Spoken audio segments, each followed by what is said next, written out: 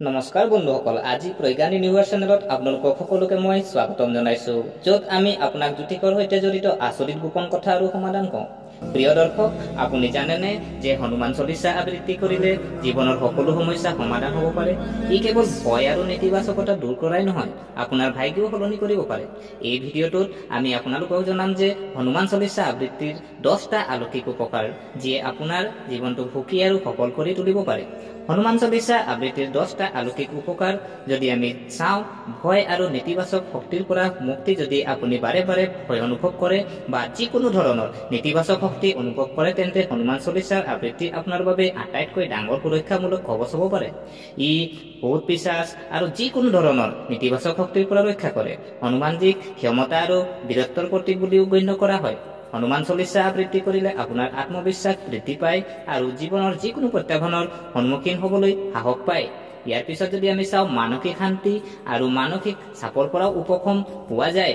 আজিৰ ব্যস্ততা জীৱনত মানসিক চাপ সকলোৰে জীৱনৰ অংগ হৈ পৰিছে। হনুমান চলিচা আবৃত্তি কৰিলে মানসিক শান্তি পোৱা যায় আৰু উদ্বেগ, হতাশা আৰু মানসিক চাপ দূৰ হয়। যদি আপোনাৰ ৰাশিফলত শনিৰ দোষ আছে বা শনিৰ হদেহতি বা ধৈয়াত আপুনি অশান্তি পাইছে, তেন্তে হনুমান চলিচা আবৃত্তি আপোনাৰ বাবে অমৃতৰ দৰে।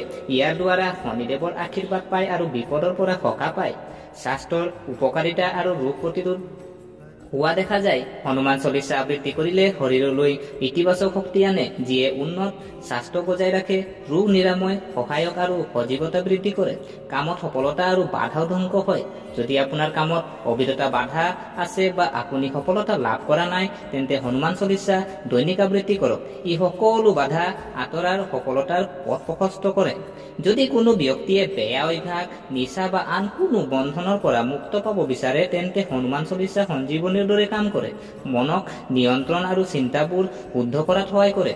হনুমানজীৰ কৃপাত ধন, গৌৰৱ আৰু সমৃদ্ধি বৃদ্ধি পায়। যদি আপুনি আৰ্থিক বাধাৰ সৈতে যুঁজি আছে, তেন্তে হনুমান চলিচা আবৃত্তি আপোনাৰ বাবে অত্যন্ত লাভজনক।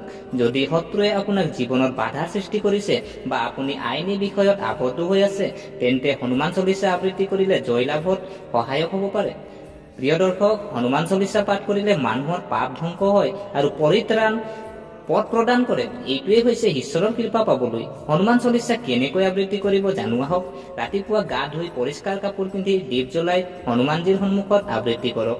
বিশেষকৈ মংগলবাৰ বা শনিবাৰে হনুমান চলিচা আবৃত্তি কৰক। ভক্তি আৰু বিশ্বাসেৰে আবৃত্তি কৰিলে অধিক লাভ হ'ব। গতিকে আশা কৰো আপোনালোকে ভিডিঅ'টো চাই ভাল পালে। যদি এই ভিডিঅ'ই আপোনাক কিঞ্চিত মানুহ লাভান্বিত কৰিছে, তেনেহ'লে চেনেলটো ছাবস্ক্ৰাইব কৰাৰ লগতে লাইক কমেণ্ট উৎসাহিত কৰিব বুলি আশা ৰাখিলো। পুনৰ লগ পোৱাৰ প্ৰতিশ্ৰুতিৰে আজিলৈ বিদায় মাগিলো। জয় শ্ৰীৰাম, জয় হনুমান।